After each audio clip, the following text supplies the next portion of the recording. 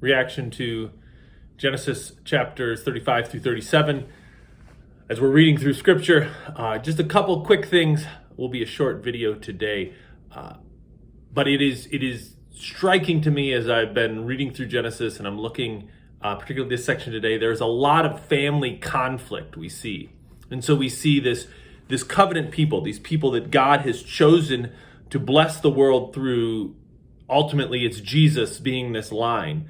But these people are having this intense family conflict, yet we read in this section that God renews the same covenant, and he uses the same language with Jacob, whose name he's changed to Israel, that he used with Adam and Eve all the way back in the Garden of Eden before sin was a part of the human experience. And so we have this family in conflict, yet God being faithful. And it's really a beautiful picture. Quick note.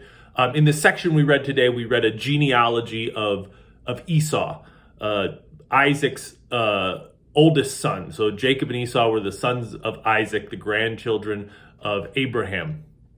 And you say, well, man, this is kind of a boring or weird. What's this genealogy about?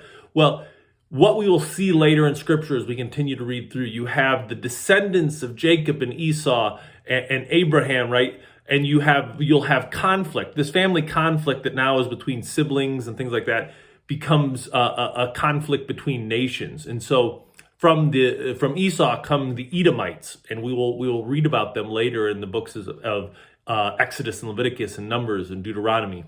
And we saw this before, and these are descendants of Lot. We have the children of Lot's daughters are the Ammonites and the Moabites, right? And so we'll read through this and then the descendants of Noah's sons are the Canaanites. And so we'll see all of this, and the Bible is tracking this history of these families, and we see the conflict that will continue to go on between these families.